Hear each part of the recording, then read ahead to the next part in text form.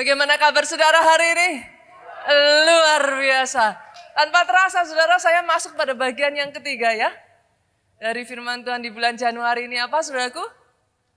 The year to rise and shine. Sekaligus menjadi satu rema firman di tahun 2023 ini. Tahun untuk bangkit menjadi terang, saudara. Dan di bagian yang ketiga ini, saudaraku, ada satu rema, saudara, yang saya berdoa, saudaraku. Itu jadi atas hidup saudara, hidup saudara, hidup saudara, hidup saudara di tempat ini. Rema ini jadi atas hidupmu. Launch strong. Diluncurkan dengan kuat. Sebagian dari saudara melihat kepada saya dan saudara berpikir, Pastor, what do you mean? Saya ajak saudara kita buka ya, Roma pasalnya yang ke-8 ayatnya yang ke-19. Yang sudah ketemu katakan amin. Masih ingat kesepakatan kita saudaraku? Sekalipun di depan sudah ada ayatnya, boleh tetap buka Alkitab saudara. Dan please, masih ingat kesepakatan kita ya saudara? Jangan nyasar kemana? Jangan nyasar ke WhatsApp saudaraku. Jangan nyasar ke kamera selfie saudara. Oke ya, buka Alkitab saudara supaya kita terbiasa saudara. Open the Bible. Itu terbiasa, menjadikan itu satu kebiasaan membaca Alkitab saudaraku. Oke, kita sama-sama baca dengan suara yang keras sebab dengan sangat rindu seluruh makhluk menantikan saat anak-anak Allah dinyatakan. Ayat ini tuh maknanya dalam loh saudara. Dengan sangat rindu menantikan saat anak-anak Allah dinyatakan. Kata dinyatakan di sini saudaraku mengandung makna itu dimanifestasikan. Di-launch. Diluncurkan saudaraku. Muncullah satu pertanyaan. Kenapa sangat rindu saudaraku? Kenapa seluruh makhluk itu sampai sangat rindu saudara? Sederhana saudara. Kalau saudara mengerti di zaman itu saudaraku, pada saat kitab ini dicatat saudaraku, ditulis. Kekristenan itu sedang menghadapi masa yang gak gampang saudara. Mereka sedang ada di dalam masa penganiayaan saudara. Gak jarang orang Kristen itu mati menjadi martir. Saudara bisa kok baca setiap kali gereja kita membacakan sebuah ayat saudaraku gak ngawur saudara. Lihat kontennya aja, saudara lihat ayat sebelumnya, saudara lihat ayat setelahnya. Maka saudara akan mendapatkan bagaimana saat itu mereka sedang ada di dalam kesia-siaan. Dunia sedang ada di dalam kegelapan pada saat itu. Itu sebabnya kenapa sangat rindu mereka menantikan anak-anak Tuhan datang membawa terang, saudara. Sederhananya mungkin I'll put it this way ya saudara. Kalau saudara terus-menerus disajikan makanan yang hambar. Kira-kira loh, berhari-hari saudara, nggak usah, saya tuh masih ingat, saya nggak tahu saudaraku, pernahkah saudara ikut retreat yang tipe retreat kayak saudara itu harus bayar harga gitu. Retreat yang makanannya kayak diciduk-ciduk, dapat daging sekotak aja susah gitu saudara. Saya tuh pernah soalnya ngalami retreat yang begitu saudaraku. Kita tuh diajak retreat kayak di tengah hutan gitu saudaraku. Tidurnya aja di perkemahan yang hampir terbatas sekali. Mau mandi aja saudara, kita tuh harus saling jaga satu dengan yang lain.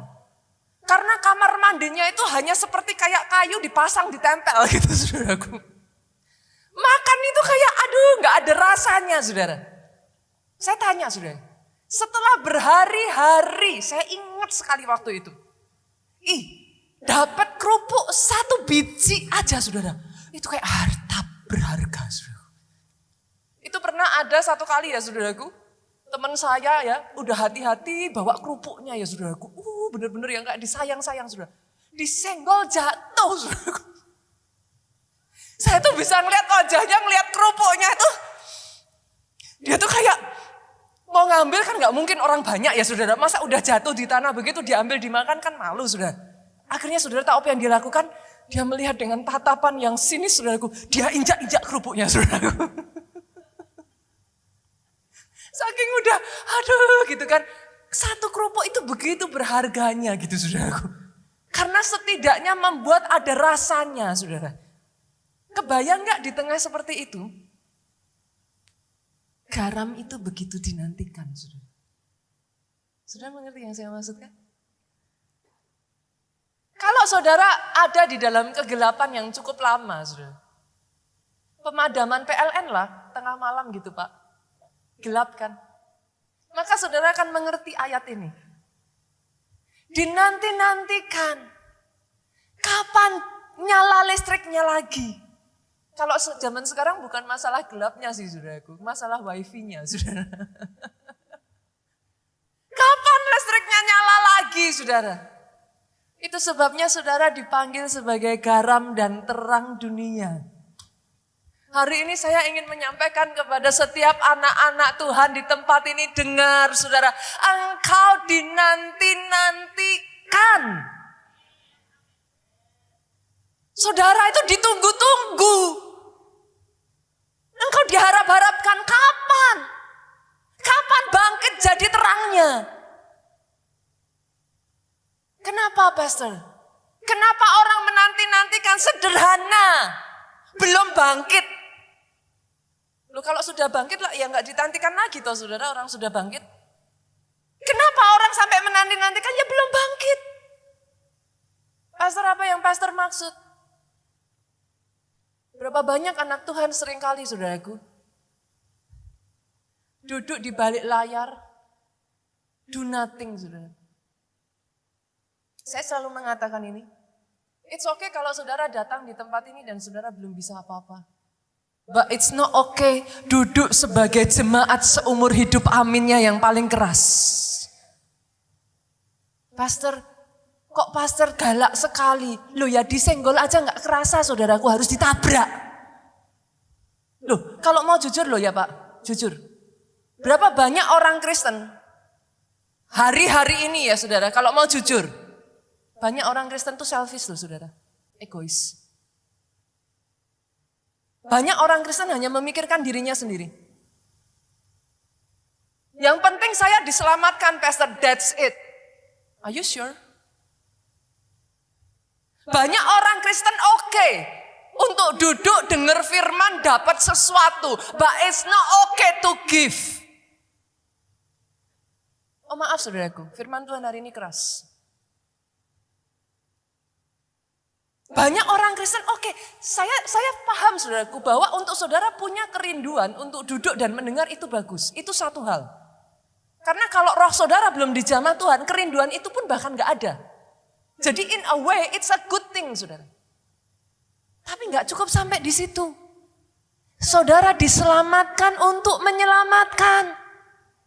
Banyak orang Kristen diselamatkannya oke. Untuk menyelamatkannya nanti dulu. Yang mengerti katakan amin. Let's be honest saudara. Berapa banyak orang Kristen kalau diminta ya ayo pelayanan. Apa jawabannya? Sorry pastor sibuk. Kadang saya jawab saudara, kapan gak sibuknya? Orang yang sampai berani hidup di Jakarta pasti sibuk saudara. Saudara kalau gak kerja gak hidup kok di Jakarta ini. Beda dengan di daerah. Saya paham itu.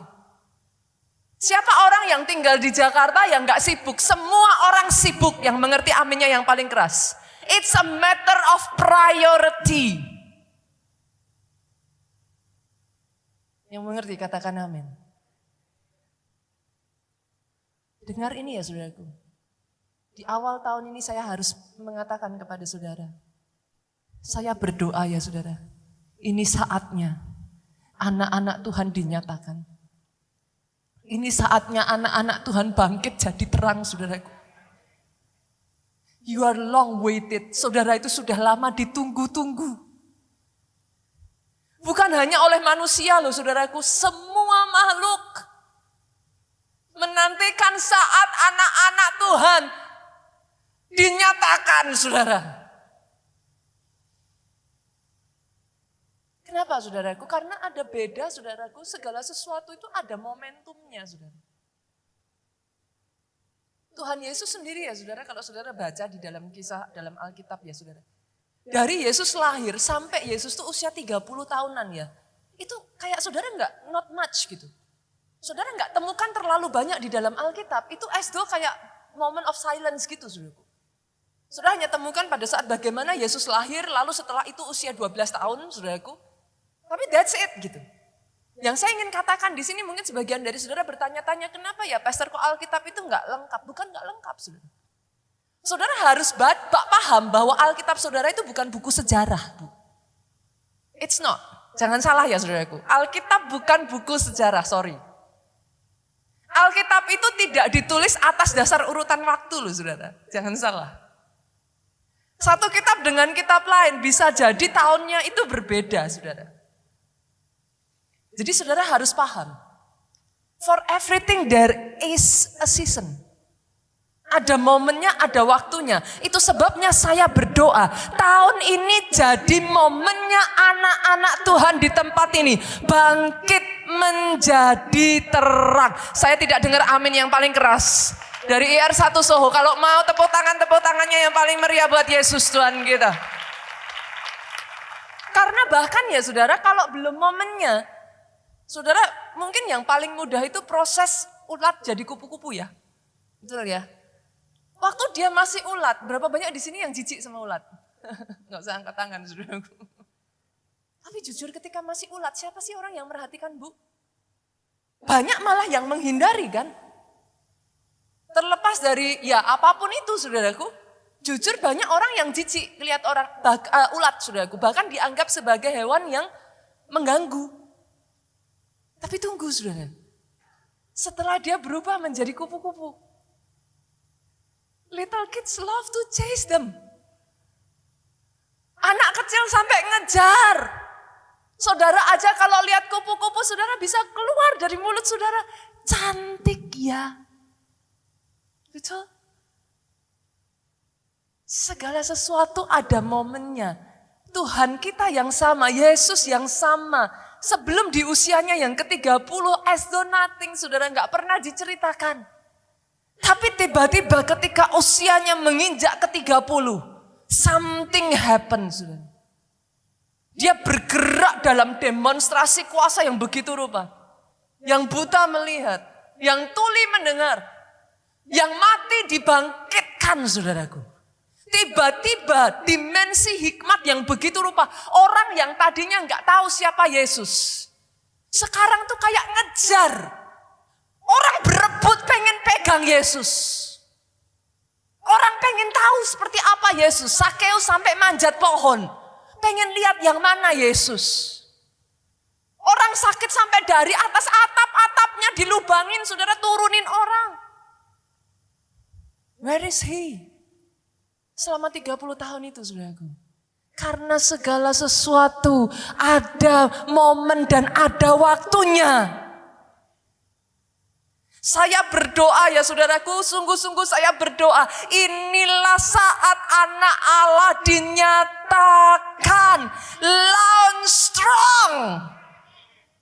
Diluncurkan dengan kuat. Terangmu bercahaya di tengah gelap, saudaraku. Sebagian dari saudara mungkin bertanya-tanya kepada saya, Pastor, kayaknya nggak pas loh. Kalau di tengah kegelapan kayak gini, Pastor bicara soal di launching apa segala macam, gimana bisa? Ini tuh rasanya saat yang kita itu kayak just survive. Momennya kita tuh nahan diri. Oh jangan salah loh saudara. Ulat sampai jadi kupu-kupu, itu di launchingnya tuh justru di masa kepompong. Ulat itu harus ada di satu momen yang namanya dia jadi kepompong, saudaraku. Momen jadi kepompong itu paling gak enak, Pak. Kenapa? Serba terbatas, gelap. Gak bisa apa-apa, dikurung, kayak gak bisa gerak dengan bebas. Tapi justru di momen itulah yang dipilih sama Tuhan. Ketika si ulat ini jadi kepompong itulah yang dipilih sama Tuhan. untuk mematangkan, saudaraku, untuk mempersiapkan si ulat ini begitu rupa. Sehingga ketika momennya tiba, wow, dia diluncurkan dengan kuat. Tiba-tiba yang tadinya mengganggu, jijik, buruk rupa, saudaraku, muncul begitu indahnya, begitu cantik, diminati oleh banyak orang, dikejar oleh banyak orang. Doa saya itu jadi atas pribadi, lepas pribadi. Di tempat ini aminmu yang paling keras, saudaraku. Kalau mau tepuk tangannya lebih dahsyat lagi. Keluarga Allah, senggol kiri kanan, masih gak dosa kok Pak, tepuk tangan dan bilang haleluya. Yang mengerti katakan amin. Kita buka saudaraku, Yesaya 49 ayatnya yang ke-6, kita lihat. Salah satu ayat rema yang saya berdoa di sepanjang tahun 2023 ini kau pegang saudara. Terlalu sedikit bagimu. Terlalu sedikit bagimu. Padahal kalau kemarin beberapa waktu yang lalu saya bagikan firman ini ya saudaraku. Ayat 5-nya ngomong, engkau kupanggil menjadi hambaku. Tetapi Tuhan yang sama yang mengatakan, engkau kupanggil menjadi hambaku. Engkau kupanggil untuk membebaskan, menegakkan suku Yakub. Tuhan yang sama di ayat yang ke-6 itu seperti kontra, dia ngomong, terlalu sedikit. Terlalu sedikit. In case ada sebagian dari saudara yang berpikir tahun ini, ya pastor just survive aja lah, udah puji Tuhan gitu. Saya harus mengingatkan lagi ayat ini. Ini firman di minggu pertama bulan Januari kemarin saudaraku. Terlalu sedikit. Terlalu sedikit. Aminnya yang paling keras saudaraku. Terlalu sedikit. Dengar ini saudaraku. Tetapi aku akan membuat engkau menjadi terang bagi bangsa-bangsa, supaya keselamatan yang daripadaku sampai ke ujung bumi. Aminnya yang paling keras. Pastor mikir untuk beritain Injil ke kiri kanan aja masih bingung, masih takut. Tapi firman Tuhan tuh seringnya gitu loh saudara. Ahead, lebih cepat dari yang kita pikirkan. Jujur ayat ini ya saudaraku, ketika saya terima rema ini untuk gereja kita ya, it takes time buat saya untuk tangkap itu saudara. Karena saya tahu apa yang ada di dalam gereja kita ini, saya tahu dalamnya saudaraku. Saya tahu kesiapannya. Secara manusia, kalau boleh saya ngomong rasanya Tuhan kok terlalu jauh gitu. Rasanya belum siap. Beberapa waktu yang lalu saudaraku, Pak Jo dan saya itu adalah orang yang, kalau kami boleh ngomong ya saudara, kami itu gak tahu apakah saudara percaya gak percaya, kami itu orang yang gak terlalu suka pergi-pergi saudara. Pak Jo apalagi, cari Pak Jo itu gampang saudara. Pak Jo itu orang yang gak suka kemana-mana saudaraku. Pak Jo itu orang yang suka baca buku. Jadi kalau zaman dulu ya masih toko buku apa segala macam ya, sekarang kan sudah Kindle apa ya. Tapi kalau zaman itu saudaraku mau cari Pak Jo gampang. Kalau nggak di rumah di toko buku saudaraku. Gampang saudara. Kami orang yang nggak terlalu suka traveling saudara keluar. Dalam 1 tahun itu bisa dikatakan sangat jarang buat kami itu pergi sampai kemana-mana itu sangat ya terbatas lah saudaraku. 2022-2023 ini sama ya saudaraku, dalam waktu yang sangat berdekatan sekali kami tuh dibawa Tuhan pergi dari satu tempat ke tempat berikutnya, ke tempat berikutnya, ke tempat berikutnya. Yang terakhir kemarin kami dibawa Tuhan ke Jepang. Saudara. At the beginning ya saudaraku, pertama awal mulanya saya tuh berpikir, maksudnya apa ya Tuhan ya? Kalau cuman main-main aja ya happy sih, tapi kalau nggak ada meaning apapun itu capek juga gitu saudaraku. Saya tuh pertama nggak terlalu ngerti saudara, sampai akhirnya ketika kami di Jepang ya saudaraku, saya tuh berjumpa dengan orang-orang yang punya kerinduan besar di Jepang, nggak gampang saudara kekristenan bertumbuh. Orang-orang yang punya kerinduan besar dan mereka itu menginduk ke gereja keluarga Allah saudara. Mereka terus berupaya saudaraku memenangkan jiwa-jiwa yang dari yang tadinya benar-benar belum mengenal Yesus saudaraku. Orang-orang ini tinggal di Osaka saudara. Dan dari Osaka mereka harus ketemu kami di Tokyo. It takes like about 6 to 7 hours. Saudara. Mereka harus naik Shinkansen, saudaraku. Jauh, saudara. Tempatnya jauh. Dari Osaka ke Tokyo, saudara. Saudara tahu ketika mereka jumpa dengan Pak Obaja, itu ya saudaraku dari naik tangga, mereka jalan, kurang lebih meja kami di mimbar situ, saudaraku, agak ke sana, lurus gitu, kami sedang duduk makan bersama, saudaraku. Mereka itu berlinangan air mata menangis, saudaraku. Kerinduan dan kehausan yang begitu besar. Datang jauh-jauh 6-7 jam hanya minta didoakan. Awalnya saya tuh kayak nggak ngerti, Tuhan apa ini yang Tuhan mau gitu. Awalnya saya tuh berpikir, tapi disitulah Tuhan bicara kepada saya. Nita, bagi kamu, mungkin Indonesia itu adalah negaramu. Saya ini orang yang punya kecintaan besar, nationality yang cukup besar. Saudaraku. I love my country so much. Saya kuliah di Amerika pada saat itu, saudara, teman-teman saya sudah bilang, Nita, udah kamu gak usah balik Indonesia. Kejar karir di sini, kamu kerja, pasti kamu sukses. Zaman itu, saudaraku, di Amerika itu kerja udah tahun berapa itu ya, saudaraku? Itu kayak 1 jam aja udah sekitar $7, saudara. Itu di Amerika ya, zaman itu ya, 7,15 sekian dolar, saya nggak tahu sekarang berapa. Itu kerja rendahan, saudara. Kerja yang benar-benar basic gitu. Itu sudah segitu, saudara. Tapi saudara tahu apa yang saya jawab ke teman saya, saudara? Saya tuh ngomong sama teman saya, no.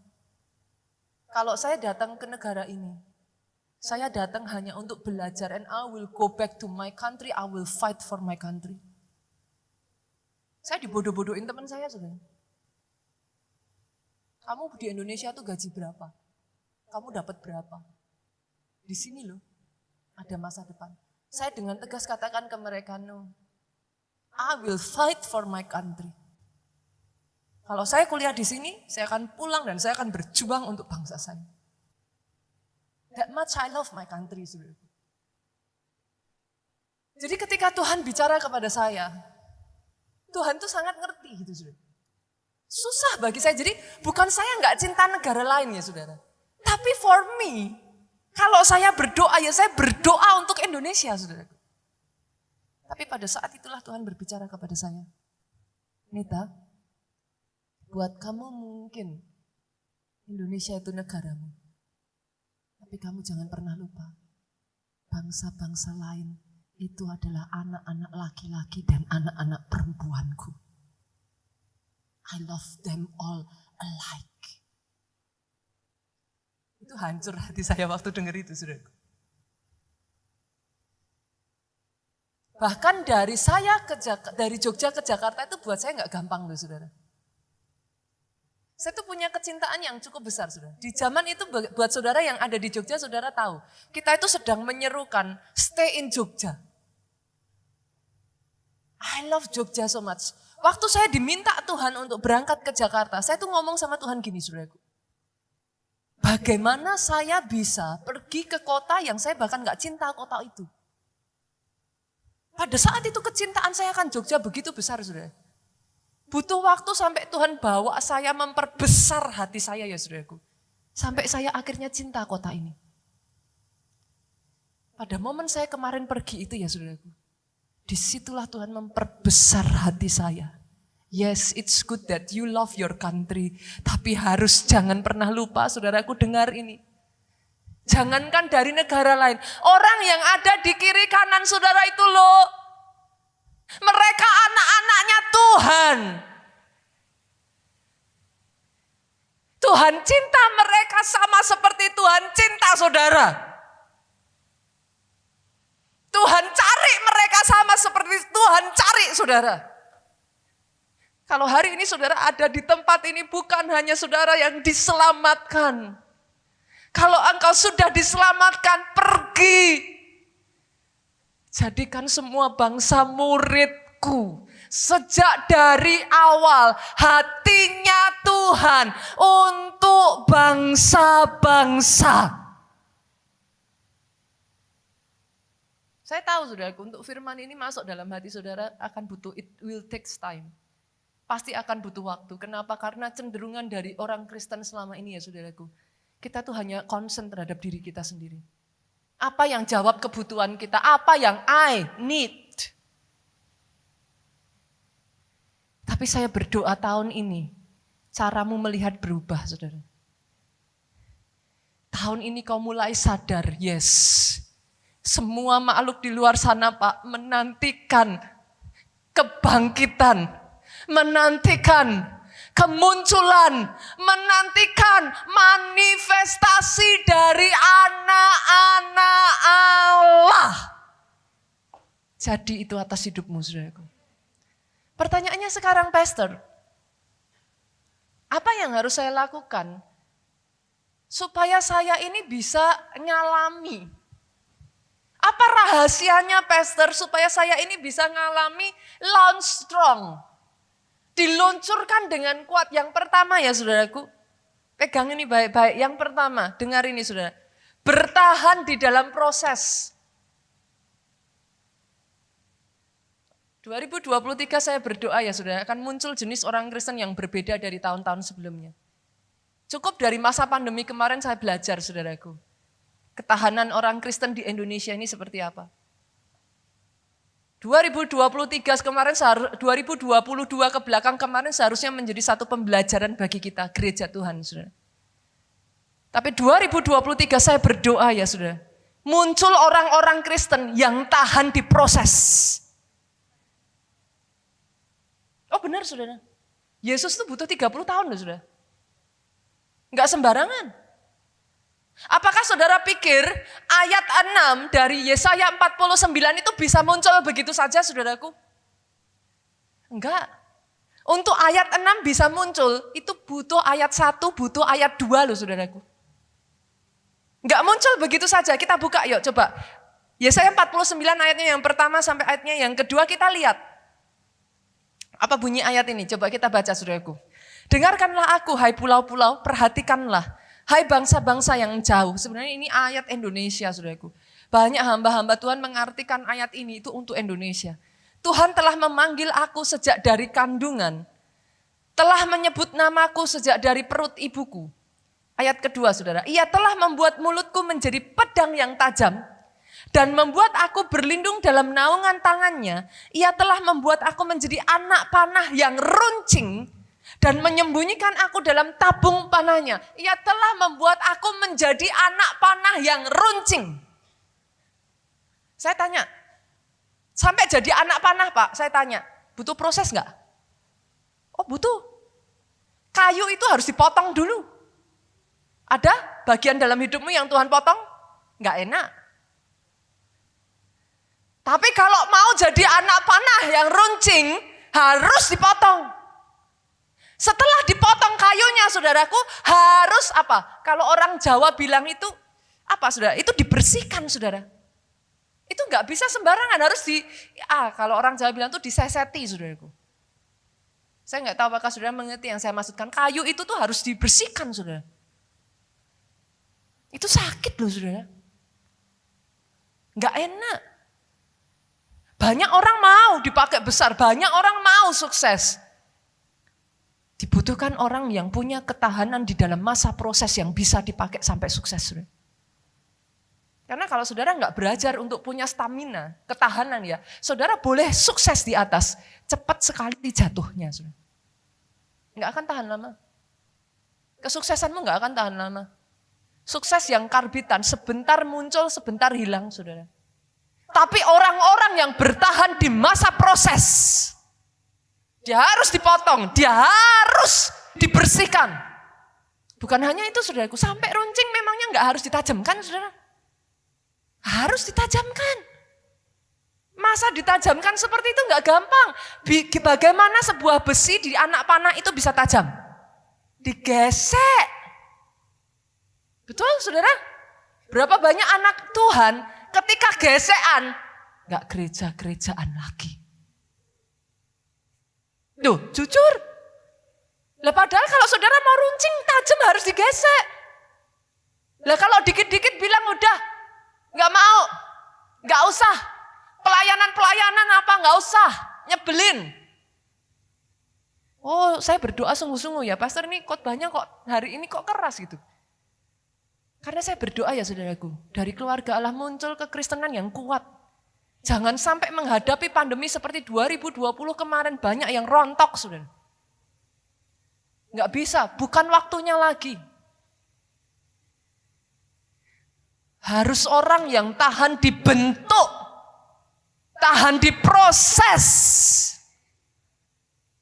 Yusuf ya saudara, kalau masih jadi anak manja ayahnya, anak kesayangan ayahnya, dia nggak akan bisa dipakai Tuhan jadi Firaun, jadi Perdana Menteri Israel, orang keduanya Firaun, membangkitkan saudaraku, bahkan memelihara bangsa yang besar. Nggak bisa. Dia hanya akan menikmati aja, jadi anak yang dimanja, anak kesayangan. Enak saudara. 13 tahun loh saudara, dari Yusuf dapat mimpi, sampai janji Tuhan itu terjadi atas hidupnya. 13 tahun itu dia dipenjara, dia disalah mengerti, dia jadi budak. Seorang anak manja kesayangan ayahnya yang paling diperhatikan dan paling diberikan semua yang terbaik. Itu rasanya kayak apa saudara? Salah satu proses yang paling gak mudah dalam hidup saya ya saudaraku. Pertama kali ketika orang tua saya meninggalkan saya di kuliah saya di Amerika saudara. Itu seorang anak manja. Papi saya saudaraku memperlakukan 3 anak perempuannya itu seperti princess saudara. Saya pernah ceritakan ke saudara. Kami itu gak pernah boleh pegang colokan listrik saudara. Jangan harap. Saya tuh baru mengerti arti rice cooker itu umur 12 tahun saudara. Saudara sekarang tertawa ya, saat itu tuh saya sampai diketawain teman-teman di kelas saudara. Disuruh bawa rice cooker, ya Nita bagian bawa rice cooker. Saya tanya, rice cooker itu apa Bu Guru? Saya diketawain saudaraku. Lah gimana, gak pernah boleh pegang saudara. Saya tuh pernah ingat sekali saudara, waktu di Jogja itu masak, kita pergi bersama-sama, gathering pelayan Tuhan, salah satunya ada Pak Yosi Bususan. Disuruh masak Indomie saudara. Lah, namanya di rumah tuh gak pernah masak saudara. Gak dibolehin papi saya. Saya kalau mau masak ya papi saya udah langsung, gak usah. Papi saya yang gorengin, papi saya yang nyiapin, papi saya yang memastikan saudara.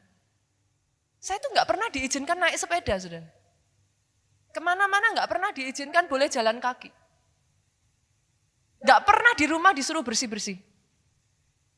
Papi saya membesarkan 3 anak perempuannya itu seperti princess saudara. Kami dimanjakan. Pertama kali saya pergi ke Amerika itu nangis darah saudara. Kamar harus bersihin sendiri. Gak ada yang masakin, cara masak rice cooker aja pertama masak gosong saudaraku. Tengah dingin-dingin lapar saudara mau makan gak ada apa-apa yang dimakan. Itu nangis saudaraku. Kalau saudara mau tahu ya, pelayanan yang paling berat buat saya bukan di Jakarta, tapi di Jogja. Itu masa di mana saya dan Pak Jo itu dibentuk habis-habisan saudara. Anak yang manja ya saudaraku, pulang dari Amerika merasa, wah punya pendidikan, merasa wah. Sampai di Jogja saudaraku, turun khotbah saudara, dikasih salam jemaat ngomong, minggu depan tolong khotbah yang lebih baik lagi ya Bu. Ada waktu-waktu saudara kami terima surat kaleng saudaraku, isinya cacian, makian, tulisan kebun binatang semuanya saudara. Itu masa yang gak mudah. Tapi kalau saudara tidak belajar bertahan di masa proses, anak panah itu tidak dibentuk, dia tidak akan pernah bisa diluncurkan. Saya berdoa ya saudara, sungguh-sungguh ya. 2023 ini jadi momen launchingnya Tuhan. Ada anak-anak Tuhan. Sama seperti Yoel 3, itu dikatakan di sana saudaraku, tempalah mata bajakmu menjadi pedang.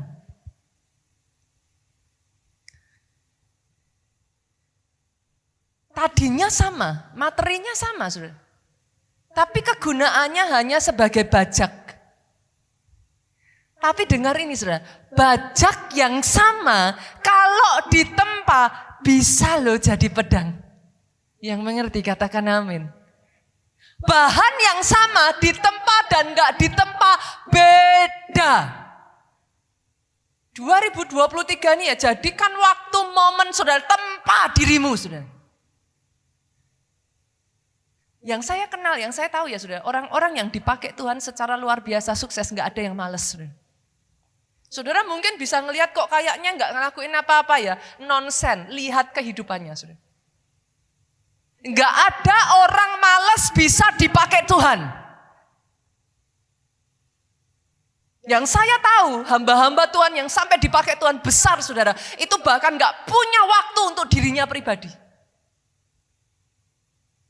Saya tuh melihat kehidupan Pastor Adebuy itu saya ngeri kadang saudara.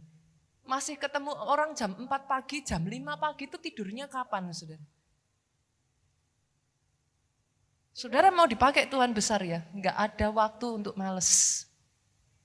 Asah dirimu saudara, engkau yang seorang pengusaha ya, asah dirimu. Tempa dirimu, bukan hanya secara spirit, tapi secara skill, secara jiwa, secara tubuh. Harus imbang saudara. Tapi sebaliknya juga jangan hanya tempat tubuh saja. Pengetahuan aja secara jiwa saja saudaraku, tempat roh. Nah ini pas momennya tepat saudara. Kayaknya keluarga Allah bukan keluarga Allah kalau nggak ngajak puasa kan saudara. Yang mengerti katakan amin. Kapan di gereja keluarga Allah saudara nggak diajak puasa saudaraku. Saya itu bahkan berdoa ya tahun ini Tuhan berikan saya kekuatan ya saudaraku. Untuk sekali lagi tahun lalu puji Tuhan dengan anugerah Tuhan saudara. Lebih banyak berpuasanya daripada nggak puasanya. Tahun ini saudaraku ayo again. Saya ajak ya mulai besok Senin ini ya saudaraku. Puasa awal tahun 21 hari. Ini pendeta kita Pak Obaja terlalu baik saudaraku. Saya pikir langsung 50 hari, ini 21 hari saja saudara. Coba senggol kiri kanan saudara, kecil. Loh keluarga Allah kalau suruh puasa 21 hari itu kecil saudaraku. Tahun kemarin langsung 50 hari, langsung 100 hari saudaraku. 21 hari ayo. Yang mengerti katakan amin. Jangan hanya berani saudara belajar secara skill jiwa aja. Ilmu pengetahuannya kuat, secara tubuh olahraganya kencang. Mana rohnya? Yang mengerti katakan amin. Kenapa saudara? Banyak orang akhirnya nggak bisa menang. Saya katakan ini berkali-kali saya ingatkan saudara. Saudara kok nggak bosan-bosan sih makan 3 kali sehari? Bahkan ada loh Pak, yang nggak cuma 3 kali, 5 kali sehari Pak. Dan itu tiap hari lagi Bu. Loh pertanyaan saya kok nggak bosan? Disuruh doa sehari sekali aja. Saudara sudah tanya sama saya, sampai kapan Pastor? Saya harus seperti ini terus sampai kapan? Loh ya sederhana, tergantung saudara maunya kuat sampai kapan. Coba kalau saudara nggak makan setahun. Saya tanya saudara bisa ngangkat yang tadinya saudara bisa angkat? Nggak bisa. Kenapa? Orang Kristen bingung. Saya kok nggak kuat ya menghadapi masalah hidup ini, Pastor. Loh ya jangan bingung, saudara. Kapan terakhir saudara doa? Setahun lalu, Pastor. Ya sudah, saudaraku. Yang mengerti katakan amin. Sampai bahkan kita menutup mata nantinya ya Pak, kita dipanggil Tuhan pulang, kita masih makan kok 3 kali sehari. Yang mengerti katakan amin. Roh itu cerminan, tubuh itu cerminan rohmu saudara. Kalau tubuhmu butuh makan 3 kali sehari, that's the same with your spirit. Mujizat itu enggak instan saudara. Mujizat itu bukan jampi-jampi. Roh yang kuat, kemanapun kau pergi ya, kau akan melihat mujizat terjadi kok. Itu bukan sesuatu yang kayak saudara berharap dapat enggak ya, untung-untungan, enggak ada saudara. Hukumnya pasti kok dalam Alkitab. Itu untuk anak-anak. Saudara harus ngerti itu untuk anak. Jadi saya berdoa ya, tahun ini akan jadi tahun yang spesial buat pribadi lepas pribadi di tempat ini. Ada orang-orang yang punya ketahanan di masa proses. Kuat di masa proses. Yang kedua, bagaimana sampai saya bisa di launch strong, Pastor? Yang kedua, saudaraku, ingat ini baik-baik. Pastikan, saudara, setelah saudara bertahan di masa susah, sabar menanti waktunya Tuhan. Pastor, udah diproses kok masih disuruh sabar lagi. Loh, biasanya kan habis diproses langsung di launching. Lihat ya, ayat 2 tadi, saudara. Yesaya 49 ayat 1 sampai 2 tadi. Ayat 2 nih. Saya bacakan bagian belakangnya. Ia telah membuat aku menjadi anak panah yang runcing. Sudah jadi anak panahnya, saudaraku? Sudah ya? Setelah jadi langsung di launching atau diapakan? Baca sama-sama yuk. 2, 3. Dan, nah loh, menyembunyikan aku dalam tabung panahnya. Ini kan saudara berpikir, udah dibentuk, udah diproses, udah susah. Saatnya saya siap, Pastor. Tunggu. Disimpan di tabung dulu, saudaraku. Kenapa? Tuhan gak mau menyia-nyiakan saudara. Dia menantikan waktu yang tepat untuk anak panah itu dilesatkan, saudara. Supaya mengenai target yang tepat. Bagi saudara yang sudah selama waktu ini bertahan ya di masa proses ya. Bersabar sedikit lagi. Jangan kecewa saudara di masa proses. Jangan mundur. Jangan apalagi meninggalkan Tuhan. Yang mengerti katakan amin. Saudara disimpan kenapa saudara? Ya kalau anak panah, saudara perhatikan ya, anak panah. Kalau nggak ada buruannya ya saudaraku, nggak ada rusanya, nggak ada ininya yang tepat ya. Saudara sembarangan aja dilepaskan kan saudara nggak ngenain apa-apa.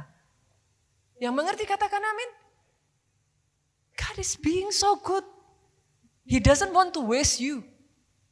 Dia nggak mau menyia-nyiakan saudara. Satu kali ya saudara, Pastor Ea Deboye sudah bertahun-tahun yang lalu ya saudara, mungkin 20 tahun yang lalu saya nggak tahu persis waktunya saudaraku. Sudah lama, cukup lama saudaraku. Bertahun-tahun yang lalu, dia diwawancara oleh CNN saudara. CNN pergi ke Afrika dan melihat kegerakan yang begitu besar yang terjadi di sana dan mereka tuh bertanya, how come? Dia katakan, pendeta-pendeta yang nggak ada apa-apanya dibanding kamu itu sudah begitu rupa, naik dan terkenal namanya. Mereka tuh nggak ada sedikitnya dengan kamu. Tapi kenapa? Kamu nggak kedengeran sama sekali. CNN tuh tanya sama Pastor Adeboye, saudara. Pastor Adeboye itu hanya tersenyum. Dia jawab gini, karena Tuhan terlalu sayang sama aku katanya. Kok bisa? Kalau Tuhan sayang kamu ya harusnya sudah dimunculkan. Pastor Adeboye ngomong gini, ketika api itu masih kecil, saudara pegang api, kalau saudara mau nyalain lilin birthday saudara, ketika api itu masih kecil apa yang saudara lakukan? Ditutup kan? Kenapa? Supaya aman, supaya nggak mati, supaya yang nyalanya kecil itu bisa kuat dulu, sampai akhirnya baranya itu jadi besar. Tapi setelah baranya besar, bisa tangan saudara tutupin terus? Terbakar. Saudara mengerti yang saya maksudkan? Ada kalanya ya saudaraku, Tuhan itu masih simpen. Bukan karena Tuhan gak sayang. Justru Tuhan kenal saudara. Dia mau pastikan apimu itu kuat dulu. Dia jagai begitu rupa. Jangan sampai begitu angin itu bertiup, api itu cepat padam. Dia pastikan begitu rupa. Akan tiba waktunya saudaraku. Nyalanya begitu besar. Akan tiba waktunya saudaraku. Api itu menjadi terlalu kuat. Dan tidak ada tangan yang bisa menutup api itu lagi.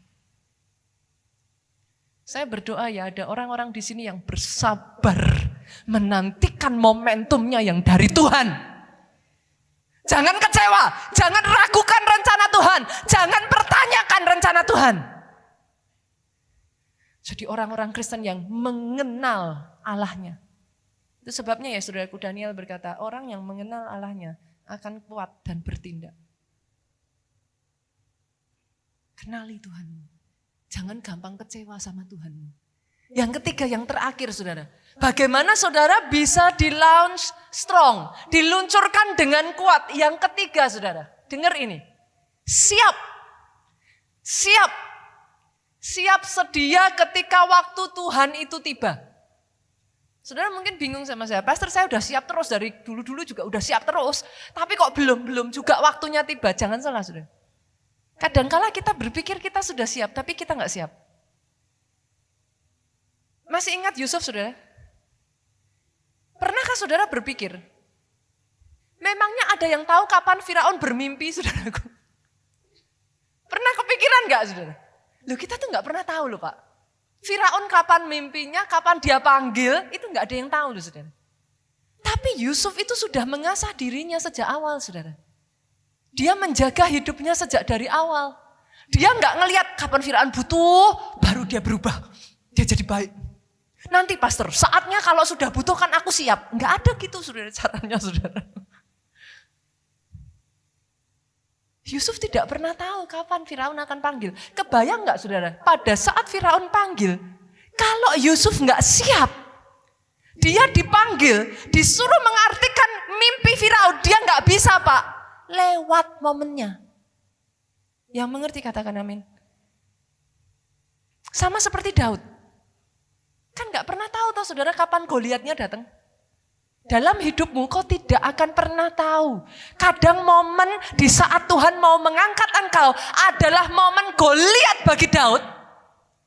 Momen Firaun bagi Yusuf. Itu Firaun udah bilang, kalau nggak ada satu orang pun yang bisa mengartikan mimpiku, bunuh semuanya. Saudara mau lihat dari sisi mananya nih? Banyak orang Kristen ngelihat dari sisi, wah habis sudah. Wah ini bahaya ini.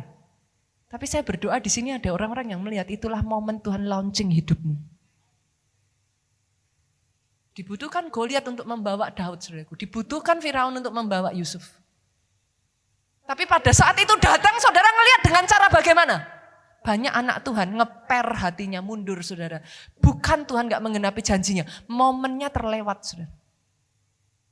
Kenapa? Sesederhana, gak siap. Gak siap. Saya itu belajar dalam hidup saya ya saudara. Dulu saya gak sadar saudara. Ternyata sejak dari saya kecil Tuhan itu sudah persiapkan saya. Pertama kali saya berkhotbah saudara. Kalau saya ingat-ingat lagi ya saudara. Saya tuh pertama kali berkhotbah itu mungkin usia 14 tahun saudara. Sebagian dari saudara berpikir ya. Kok tiba-tiba gitu kan. Gak ada yang tiba-tiba saudara. It was since I was 14 years old. Tapi nggak ada orang yang lihat. Saya hanya khotbah kepada anak-anak sekolah minggu kecil-kecil. Saya khotbah di mana? Komsel.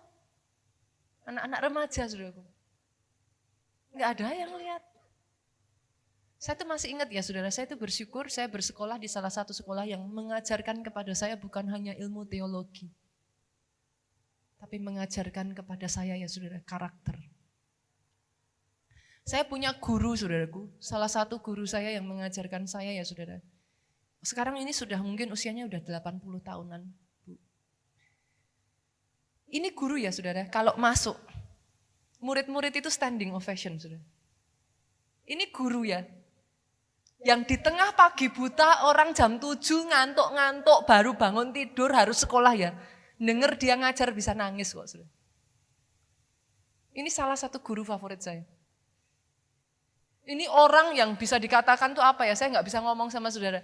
This is the first, mungkin salah satu dampak dari, bukan aliran ya saudara, cara saya berkhotbah itu saya belajar dari orang ini.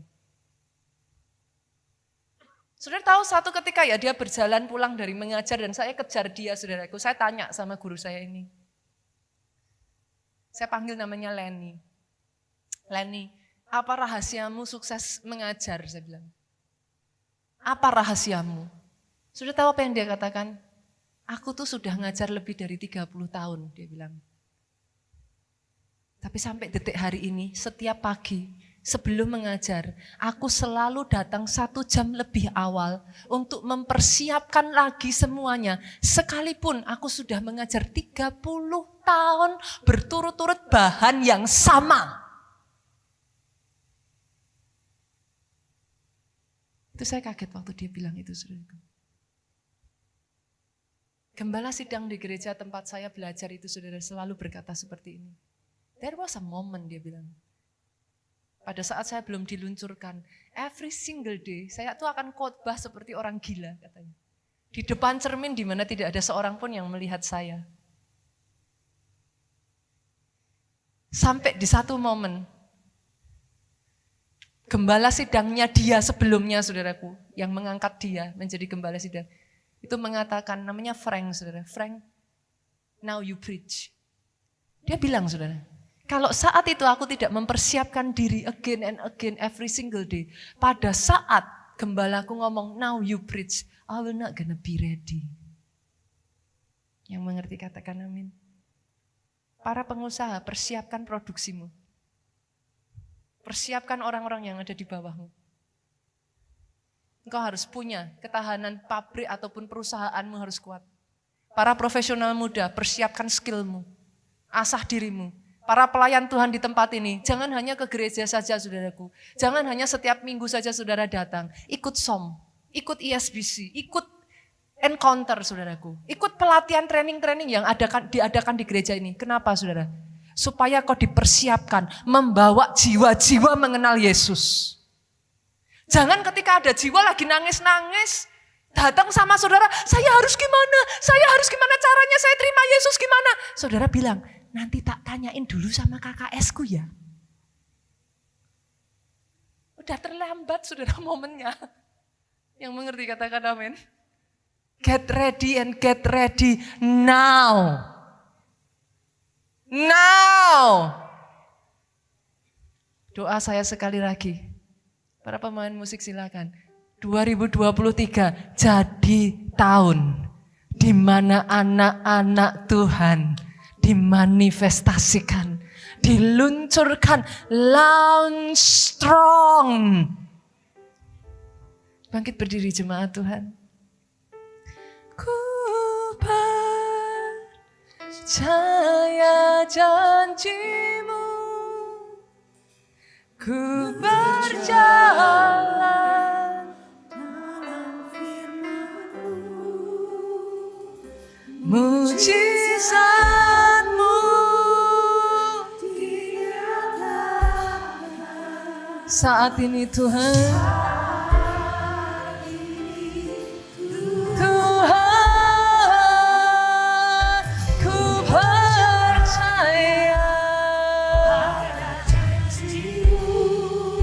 Yes Lord, dalam firman-Mu, mujizat-Mu dinyatakan dalam hidupku. Hari ini ya saudaraku, firman Tuhan mengingatkan kita. Saya berdoa, sungguh-sungguh saya berdoa 2023 ini. Terbentuk orang-orang Kristen yang berbeda. Orang-orang Kristen yang mengenal dan dikenal Allahnya. Orang-orang Kristen yang tahan uji. Orang-orang Kristen yang bukan cari gampang. Tapi orang-orang Kristen yang kokoh dan tangguh. Mereka yang punya stamina ketahanan saat diproses. Tidak mempertanyakan Tuhannya. Tidak meragukan janjinya. Bahkan berani menantang Tuhannya dan berkata, sama seperti Sadrak, Mesak, Abednego, aku tahu Tuhanku akan menolong aku. Tapi kalau toh Tuhanku tidak menolong aku tetap tidak akan menyembah patung itu. Jenis yang seperti ini loh saudara, saya berdoa keluar di tahun ini. Gak apa-apa, gak ngelihat. Terus kalau gitu buat apa? Kemarin saya dengar satu kata-kata yang unik, saudara.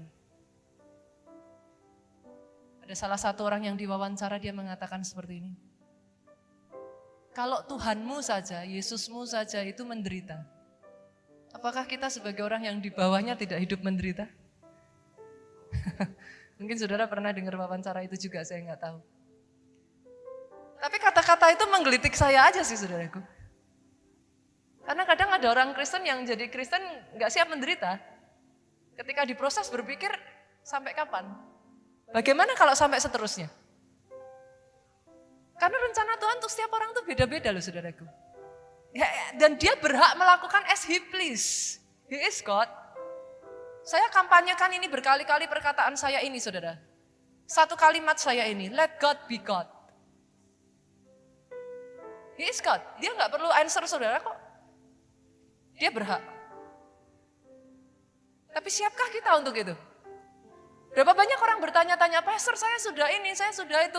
Kapan? Kok saya masih belum disembuhkan? Kok saya masih belum ini dan lain sebagainya. Boleh gak sih dibalik? Mau sampai kapanpun Tuhan, aku akan tetap setia sama Tuhan. Aku percaya Tuhanku sanggup menyembuhkan aku. Dan sampai akhir hidupku itu iman yang akan aku pegang. Tapi kalau toh Tuhan gak menyembuhkan aku pun, aku tetap akan pegang. Itu tidak akan membuat imanku ragu. Itu tidak akan membuat aku meragukan Tuhanku. Itu tidak akan membuat aku bertanya-tanya apakah Tuhanku masih sanggup menyembuhkan. No. He can do as he please. Oh saya berdoa yang macam begini nih ya saudaraku. Orang-orang yang begini nih yang akan menggoncang dunia. Karena gak bisa diapa-apain kok saudara. Mau diapain? Gak bisa. Mau digoncang dengan apapun saudara tetap kokoh kok. Yang seperti ini baru iblis takut saudara. Karena kalau cuma ke gereja aja ya banyak orang ke gereja and then do nothing after that gitu. Doa saya, saudara adalah orang-orang Kristen yang mengenal dan bertindak. Bukan orang Kristen yang diam, do nothing. Tapi orang Kristen yang memancarkan terangnya. Karena dari situlah kita berkata sehingga dunia tahu. Sehingga dunia tahu keselamatan ada padaku. Kata firman Tuhan. Ku percaya janjimu. Yesus. Ku berjalan dalam firman-Mu. Mencintai ketetapan-Mu Tuhan. Mencintai perintah-Mu. Saat ini Tuhan, ku percaya pada janji-Mu, yes Lord.